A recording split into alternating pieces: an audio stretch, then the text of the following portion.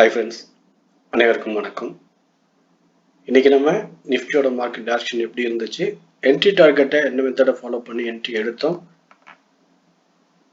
இப்போ current status எப்படி இருக்குது, நாளைக்கான என்ட்ரியை என்ன பேஸில் நம்ம பிளான் பண்ணலாம், இப்போ இருக்கக்கூடிய ஸ்ட்ராங் சப்போர்ட் அண்ட் ரெசிஸ்டன்ட் எதெல்லாம் இருக்குது அப்படிங்கிறதும், ஸ்ட்ரைக்கில் வந்து நம்ம என்ன மாதிரி ஸ்ட்ரைக்கை ஹோல்ட் பண்ணி என்ட்ரி எடுக்கலாம், அல்லது நம்ம இப்போ ஹோல்டிங் என்ட்ரி எடுத்தால் அடுத்து சேஃபாக இருக்குமா, அதுக்கான ரீசன், அல்லது சேஃபாக இல்லை அப்படின்னாலும் அதுக்கான ரீசன் என்ன, அப்படி ஓவரால் டீட்டெயில் வந்து நம்ம இன்னைக்கு பார்க்க போகிறோம்.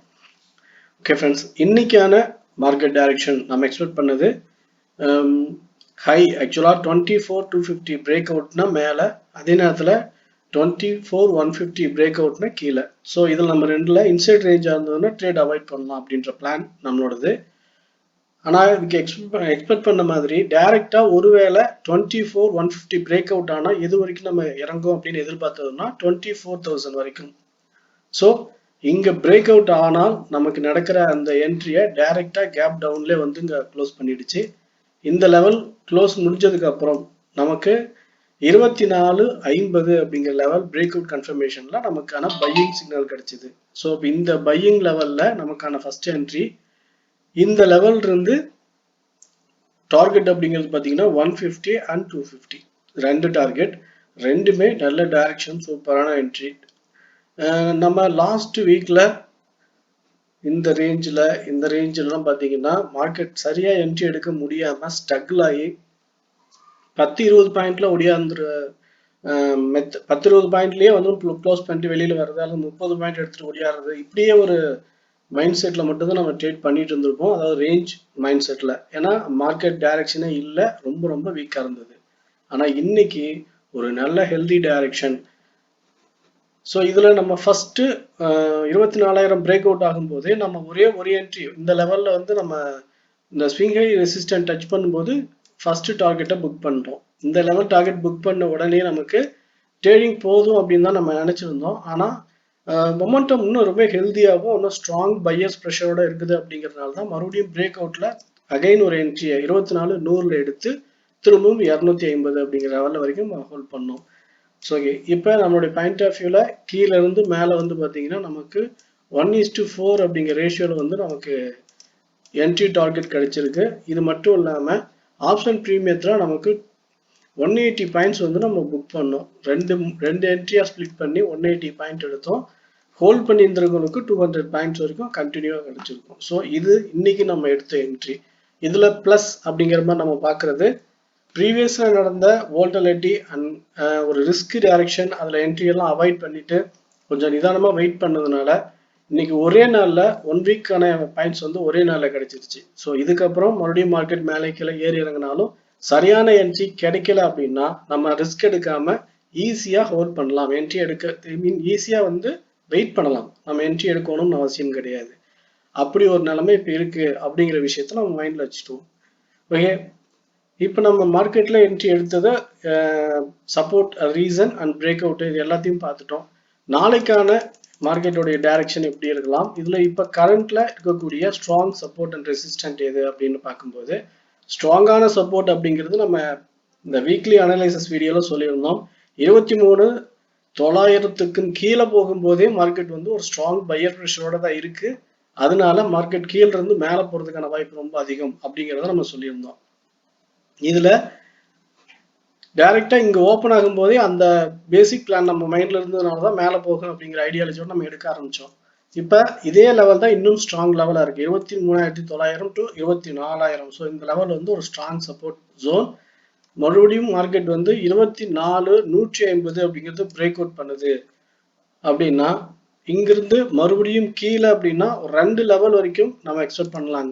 இப்போ வந்து பார்த்தீங்கன்னா ப்ரீவியஸ் சப்போர்ட் ஓகே 100 அப்படிங்கிற லெவல் சப்போர்ட் எடுத்தோம். ஸோ மார்க்கெட் இந்த லெவல் சப்போர்ட் இங்கிருந்து மார்க்கெட் கேப் டவுன் ஓப்பன் ஆனால் 2400 வரைக்கும் நம்ம வந்து இந்த லெவலில் சப்போர்ட் எடுத்து மேலே போகுதா அப்படின்னு பார்க்கும்போது கேப் டவுன் ஓப்பனில் 24 சப்போர்ட் எடுத்து 24,100 சப்போர்ட் எடுத்துட்டு மேலே போகும்போது இங்கே மேலே போகும்போது ஒரு ரேஞ்ச் மார்க்கெட்டோடைய ஒரு பர்டிகுலராக 5 minutes range or 15 minutes range நீங்கள் பிளான் பண்ணுறீங்க அப்படின்னா இந்த 50 மினிட்ஸ் ரேஞ்சோட பிரேக் அவுட் முடிஞ்சதுக்கு அப்புறம் அந்த கேண்டில் லோவர் ஸ்டாப் லாஸை வச்சு இங்கிருந்து நம்ம லாங் பிளான் பண்ணலாம். அதாவது மேலே போகும் அப்படிங்கிற மாதிரி. ஃபர்ஸ்ட் டார்கெட் அப்படிங்கிறது பார்த்தீங்கன்னா 24 200 24 250 300 350. ஸோ இப்போ 4 டார்கெட் வந்து 1 by 1 நம்ம சிம்பிளாக வச்சுக்கலாம். இதுக்கு முக்கியமான காரணம் மார்க்கெட்ல இங்கெல்லாம் வந்து ஒரு நல்ல ஏற்றம் இருந்தது, டைரக்ஷன் ஒரு பெரிய மூவ்மெண்ட்டோட இருந்தது. ஒரு கேண்டில்ல ஒரு 50 பாயிண்ட் அல்லது 30 பாயிண்ட் இப்படி வரைக்கும் மேலே ஈஸியா போகும். ஆனா இங்க பாத்தீங்கன்னா 24 250 300 350 இது எல்லாமே நியர்பை ரெசிஸ்டன்ட் 1 by 1 ரெசிஸ்டன்ட் வந்து இங்க இருக்கு. அப்படிங்கிறதுனால இந்த லெவல்ல டச் பண்ணி சடனா கீழே வந்துட்டு மறுபடியும் மேலே போகுது, மறுபடியும் கீழே வருது. இப்படி ஒரு ஏற்ற இறக்கம் வால்டிலிட்டியான மார்க்கெட் அண்ட் பையர் ப்ரெஷரோட இருக்கிற ஒரு டைரக்ஷன் நாளைக்கு எதிர்பார்க்கலாம். 24,250 பிரேக் அவுட் ஆகும்போது நம்ம சொல்ற கேட்டகரி அப்படிங்கிறது ஒரு 15 மினிட்ஸ் ஆர் 5 மினிட்ஸ் கேண்டிலுடைய ஹை வந்து க்ளோசிங் பிரேக் அவுட் ஆகி க்ளோஸ் ஆகும்போது இப்படி ஒரு டைரக்ஷன் ஃபார்ம் ஆகும். இதுவே லோ பிரேக் அவுட் ஆகுது அப்படின்னா 24,100 பிரேக் அவுட் ஆகுதுன்னா அடுத்து நம்ம 900 வரைக்கும் 24,950 டு 24,000 வரைக்கும் எதிர்பார்க்கலாம். இந்த லெவலும் பிரேக் ஆகுதுன்னா அடுத்து 23,800. ஸோ இந்த லெவல் டச் பண்ணிடுச்சுன்னா ரொம்ப ரொம்ப கேர்ஃபுல்லா இருக்கணும். எந்த நேரம் வேணாலும் மேலே அப்படி வரதுக்கான வாய்ப்பு இருக்கு அப்படிங்கிறது. ஸோ ஓகே, இப்போ நான் ஏன் வந்து டவுன் சைடில் வந்தால் நமக்கு பிளான் வச்சுக்கணும்னு சொல்ல வரோம்னா, மார்க்கெட் எப்படி தான் நடக்கும் அப்படிங்கிற மாதிரி நம்ம பிளான் பண்ணலாம், அசம்ஷன் பண்ணலாம், ப்ரிடிக்ட் பண்ணலாம், நான் லாஜிக்ஸ் ரீசன்ஸ் எல்லாம் வச்சு அனலைஸ் பண்ணலாம். ஆனால் எப்படி வேணாலும் மாறும் அப்படிங்கிற விஷயத்த மைண்ட்லேயே வச்சுக்கணும். அதனால தான் நம்ம எப்பயுமே 2 டைரக்ஷனுக்கான பாயிண்ட் ஆஃப் வியூலேயே பேசிக்கிட்டு இருக்கோம். அதில் அதிகபட்சமான வாய்ப்பு அப்படிங்கிறது எது அப்படிங்கிறது மாதிரி ஓவராலாக நம்ம ஒரு ஐடியாவில் வச்சுக்கிறது அப்படிங்கிறதுக்காக தான் நம்ம சொல்கிறது. 24,250க்கு மேலே போகும்போது லாங் டைரக்ஷன் அப்படிங்கிறதுல ஒரு சின்ன சின்ன ரெசிஸ்டன்ட்லாம் டச் பண்ணி போகும்போது நம்ம கொஞ்சம் நிதானமாக தான் மார்க்கெட் மேலே ஏறி இறங்கும். அது இந்த மாதிரி வோல்டிலிட்டியில் மேலே போயிட்டு கீழே வர்றது இப்படியெல்லாம் இருக்கும். அதுபோது இப்படி ஒரு கன்ஃபியூஸ்டான ஒரு டைரக்ஷனில் நம்ம வந்து லாங் ஹோல்டிங், அதாவது இப்போ நம்ம இங்கே என்ட்ரி எடுத்துட்டு 200 பாயிண்ட்ஸ் வரைக்கும் இப்போ ஹோல்ட் பண்ணணும். இன்னைக்கு சிலர் வந்து நம்ம டீமில் ஹோல்ட் பண்ணாங்க. ஆனால் இங்கே வந்து அப்படி பண்ணலாமான்னு கேட்டால் இது கொஞ்சம் ரிஸ்க் அப்படிங்கிறதுனால தான் நம்ம இந்த 50 பாயிண்ட்ல புக் பண்ணிக்கலாம் அப்படின்னு நம்ம சொன்னது.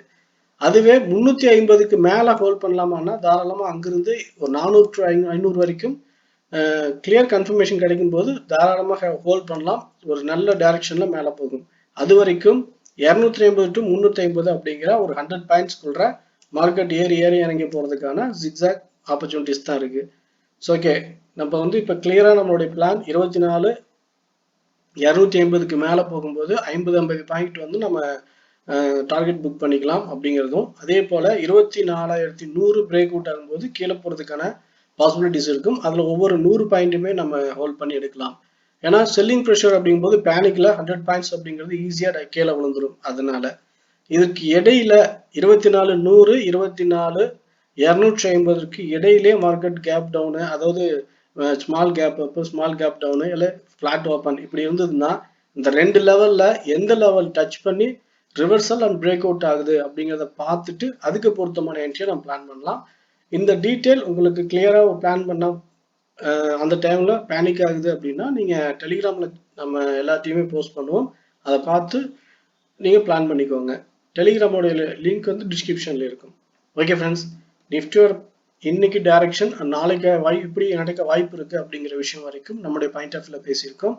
அதே போல ஸ்ட்ரைக் செலெக்ஷன் அப்படிங்கிறது 24,000 24,100 கால் ஆப்ஷனுக்கும், புட்டை பொறுத்த வரைக்கும் 24,500 24,400 புட்டு அந்த லெவல்ல இருக்கக்கூடிய ஸ்ட்ரைக் எடுத்துக்கிறது பொருத்தமா இருக்கும் அப்படின்னு நம்ம பார்க்குறோம். ஸோ நாளைக்கு எக்ஸ்பெரி அப்படிங்கிறதுனால இன்னும் கிளியரான ஒரே ஒரு ரிஸ்க் என்ட்ரி அப்படிங்கிற மாதிரி நம்ம பிளான் பண்ணலாம். அதாவது 10 ரூபாய்க்கு எடுத்து 50 ரூபாய்க்கு வரைக்கும் புக் பண்ணலாம் அப்படின்ற மாதிரி ஒரு பார்க்குற விஷயம்.